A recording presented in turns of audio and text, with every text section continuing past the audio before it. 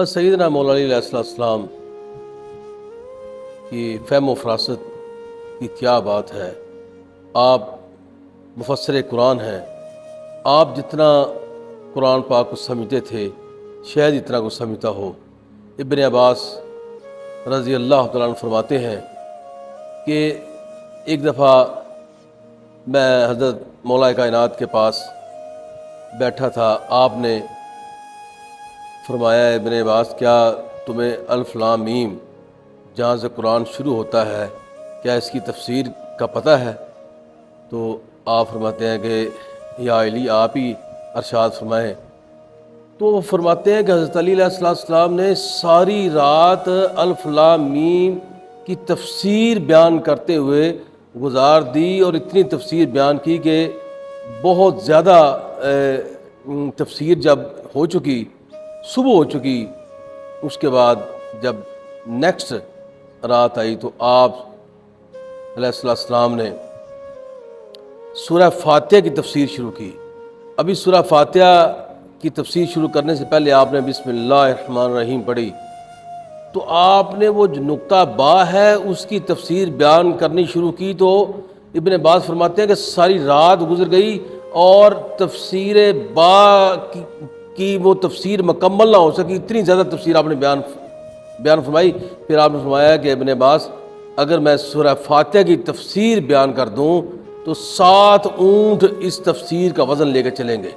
اتنی زیادہ سورہ فاتحہ کی اہمیت ہے۔ تو نقطہ با کی اتنی اہمیت ہے، تو اس لیے سلطان بہو نے فرمایا تھا کہ بسم اللہ اسم اللہ دا اے گہنا بارہ ہو، یہ آپ نے فرمایا کہ بسم اللہ اسم اللہ کی یہ بہت بڑا ایک اللہ تعالیٰ کا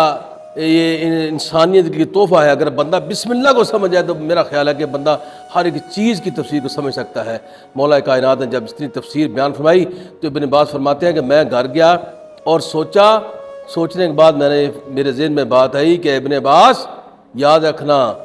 تیرا علم حضرت علی علیہ السلام کے علم کے مطابق اتنا ہی ہے کہ 7 سمندر ہوں، اور علی کا علم، تیرا علم جو ہے وہ علی کے علم کے ایک قطرے کے برابر بھی نہیں ہے۔ اتنی تفسیر حضرت سیدنا مولا علیہ السلام جب بیان فرمائی، تو آپ مفسر قرآن ہیں، آپ قرآن کو جتنا سمجھتے ہیں شاید ہی کوئی صحابی اتنا قرآن کو سمجھتا ہو۔ ابن عباس رضی اللہ تعالیٰ عنہ بھی مفسر قرآن تھے، لیکن وہ آپ کو سلوٹ کرتے ہوئے نظر آتے ہیں۔ اور آپ کی فہم و فراست کا یہ انداز ہے کہ ایک واقعہ آپ کی فہم و فراست کا آپ اس سے اندازہ لگائیے کہ حضرت عثمان کا دور ہے رضی اللہ تعالیٰ عنہ، اور ایک عورت کو لایا گیا،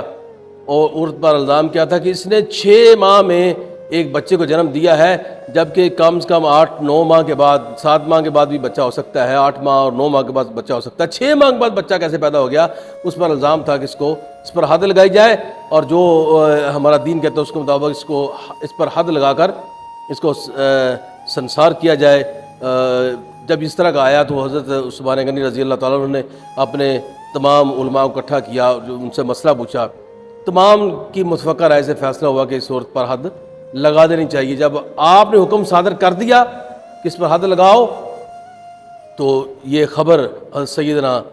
مولا کائنات علی علیہ السلام کے بعد جب آئی تو حضرت علی علیہ السلام تشریف لائے، فرمایا عثمان یہ آپ نے جو حد لگائی یہ ٹھیک نہیں ہے، یہ بچہ حلال کا ہے۔ تو عثمان فرماتے ہیں کہ اے علی کس طرح؟ تمام علماء نے تو یہ کیا کہ یہ ہو ہی نہیں سکتا۔ تو آپ فرماتے ہیں کہ قرآن کہتا ہے یہ بچہ حلال کا ہے۔ عثمان غنی رضی اللہ تعالیٰ عنہ بڑے حیران ہوئے، فرمایا علی اگر قرآن کہتا ہے تو مجھے بھی بتائیں، یہ تو بڑی بات ہے اگر آپ اس بات کو ثابت کریں۔ تو جناب مولا کائنات علیہ السلام نے ارشاد فرمایا کہ قرآن میں یہ بات لکھی ہے کہ حمل کی مدت اور دودھ پلانے کی مدت جو ہے وہ اس کے 30 ماہ بنتے ہیں، اور 30 ماہ کے اندر اگر یہ عورت، اور قرآن میں یہ بھی حکم ہے کہ ہر عورت اپنے بچے کو 2 سال تک دودھ پلائے، 2 سال کے 24 مہینے ہوئے، اور 30 میں 24 مائنس کرے تو باقی 6 ماہ بچتے ہیں۔ تو اس کا مطلب ہے کہ قرآن کہتا ہے کہ 6 ماہ کا بچہ بھی ہو سکتا ہے اور زندہ ہو سکتا ہے۔ اللہ اکبر! جب یہ حضرت عثمان غنی نے سنا تو وہ حیران ہوئے کہ قرآن کہہ رہا ہے کہ 6 ماہ کا بچہ بھی ہو سکتا ہے، تو میں نے تو بڑا غلط فیصلہ کر دیا ہے۔ اور فرمایا کہ علی جلدی کیجئے، یہ نہ ہو کہ اس عورت کو سزا مل جائے اور میں کبھی بھی اپنے آپ کو معاف نہیں کر پاؤں گا۔ اللہ کے حضور بھی میں میں معافی کا طلبگار ہوں۔ آپ نے سپاہیوں کو بھیجا اور مولا علیہ السلام کو کہ جا کے جلدی یہ وہ جو عورت کو اگر سزا دینے لگے ہیں تو اس کو روک دیجیے، یہ فیصلہ آپ نے جو فرمایا بالکل درست ہے، وہ بچہ حلال کا ہی ہے۔ تو کہتے ہیں جب وہ گئے تو انہوں نے عورت کو گاڑا ہوا تھا اور اس کی بہن اس کے بعد رو رہی تھی، وہ کہہ رہی تھی وہ عورت جس کو زمین پر گاڑ کر سزا دینے لگے تھے، وہ رو کر کہہ رہی تھی اللہ تو جانتا ہے، تو ارحم الراحمین ہے کہ یہ میرا بچہ حلال کا ہے، میں نے تو کسی دوسرے مرد کو چھوا تک نہیں